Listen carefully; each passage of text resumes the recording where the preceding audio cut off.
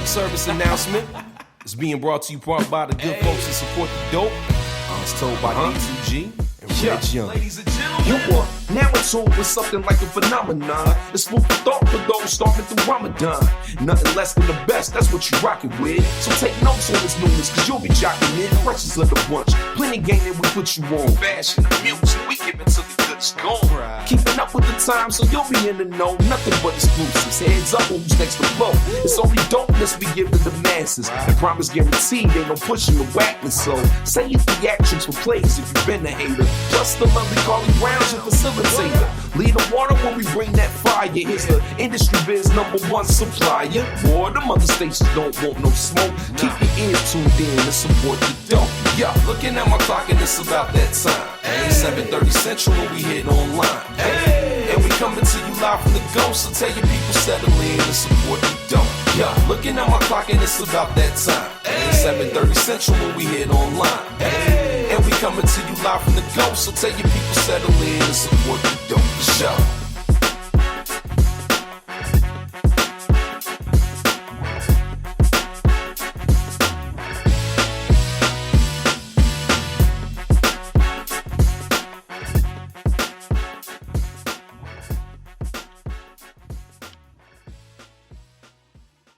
You are now tuned in to Support the Dope Radio, which was designed to give a platform to the best, most talented, and dopest artists in the city of Chicago and equip them with the power to tell their own story in their own words.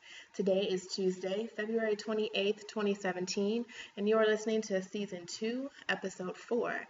I am your host, your girl, CB, aka CB Radio, if you didn't know. And tonight I am so honored to have this very special guest with me on the show. This Chicago native is truly the embodiment of a Renaissance man. He is a visionary, a writer, a poet, a spoken word artist, an MC, a coach, a host, a motivational speaker. Whew. He is the incomparable, dare I say, the legendary, Mr. Harold Green III. Hey. So many titles, so many words. So many, but you do it all and you do it well. Thank you. Thank you for being a part of the show. I know that you're really busy and in high demand and you're all popular and whatnot. So I thank you for taking the time. And shout out to Crystal Metcalf, who is such a wonderful. She's one of my favorite people living now. She was a guest on Season 1, and I was talking to her after her interview, and we were talking about Season 2, and I was like, I think I'd like to get Harold on Season 2, and I wasn't asking her to reach out to you, or I was just casually mentioning, and next thing I know, I have a text from her. She's like, hey, talk to Harold, he's gonna do the show, and I was like, great. Yeah, that's because Crystal is like really nice and sweet, but like she's like a bully though, so I really didn't have a choice. She didn't even give me a choice. She just like texted me and she said, you're doing Season 2. Hit up Carla. I was like, all right, okay. I can't really say no. But thank you. I was truly so excited. When I found out, when I had talked to you, reached out to you, and confirmed that you were doing the show, I told my mom that Harold Green was going to be on my show. Okay, that's how excited. You know what's funny? What's crazy is I'm starting to find out more. We're not even starting to find out. Like, people for some reason always let me know that they like talk to their moms about me. Like, I'm not sure what that is. It's like women and men. They be like, man, my mama says she loves you, man. Or like, people be like, man, I told my mama, and like my mama was like, oh my God, yeah. Like, people mamas really do be like loving me, man. I'm not sure, what that is. Yeah, when I told her, because of course she didn't necessarily know who you were, because my mom is actually going to be 72 on Saturday, I believe. So she had no idea who you were. So that's fine too, man. Old mamas be loving me too. Like, yes, I was gonna say I was just like, well, let me show you, Mom. So I started showing her some Flowers for the Living videos, and she's watching them with me, and she's now a Harold Green fan. So you're reaching all ages.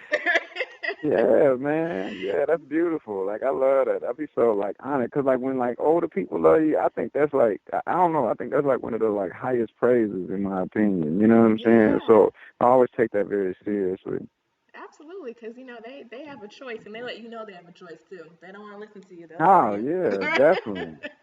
And sometimes it's easier to impress like younger people because like they ain't been around for too long. Like older people, they've been around for many moons and many sun revolutions. You know what I'm saying? So like they've seen so many things, and for you to be able to impress them, it means like, oh, you must be doing something right.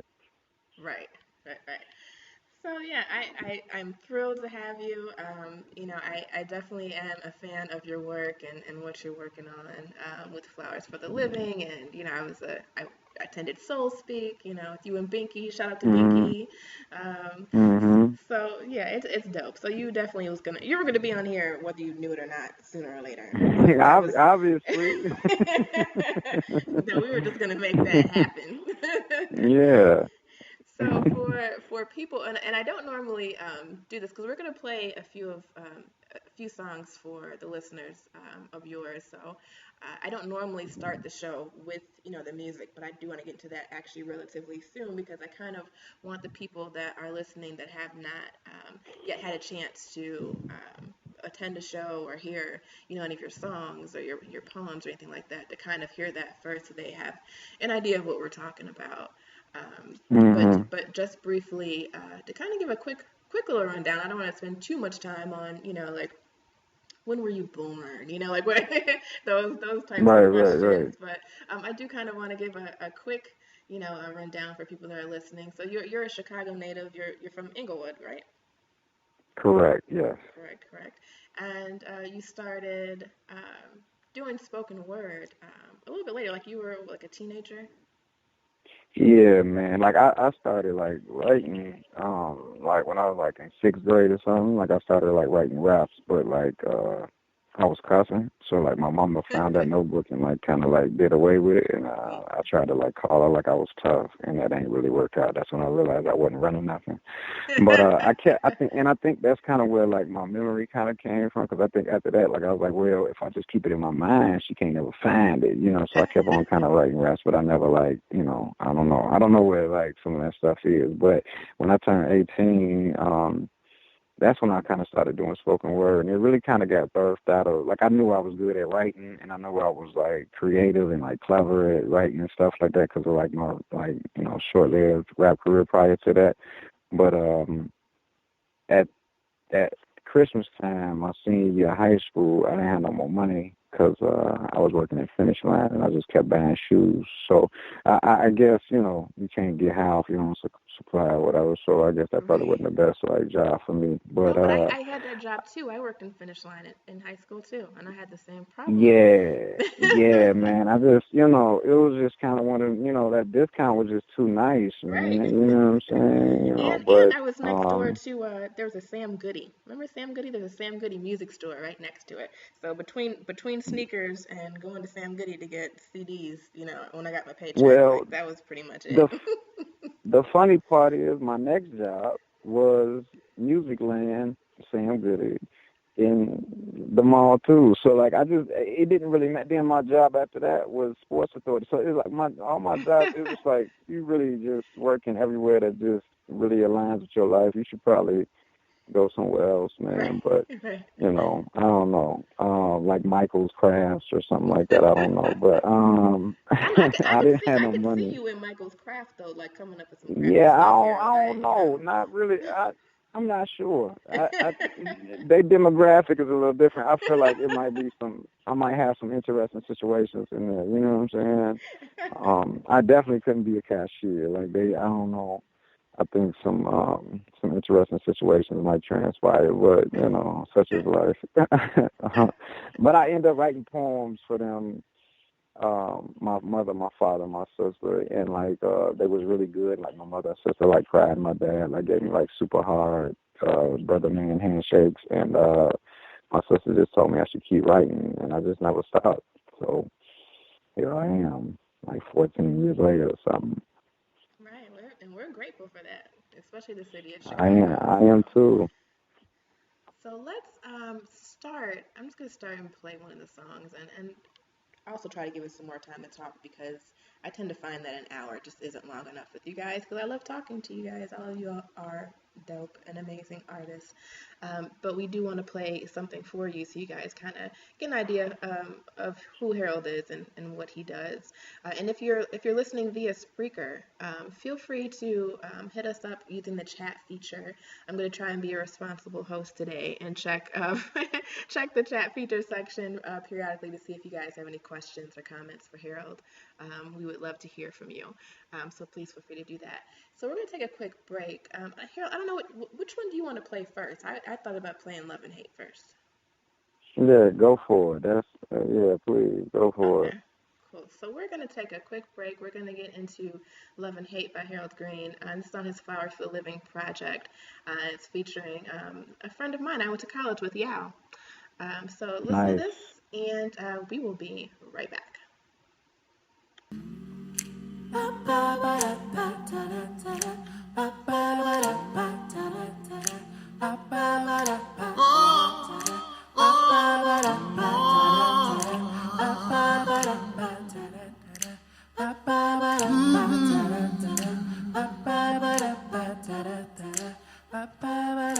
Stand now, calling all the people here to sheet show. Calling from my demons now to let me go. I need something, give me something wonderful.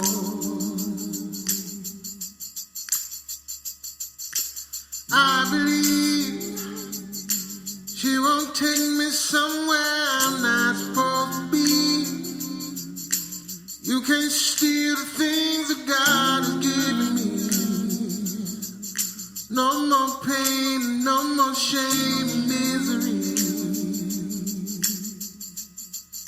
You can't take me down. You can't bring me down. You can't take me down. You can't take me down. You can't bring me down.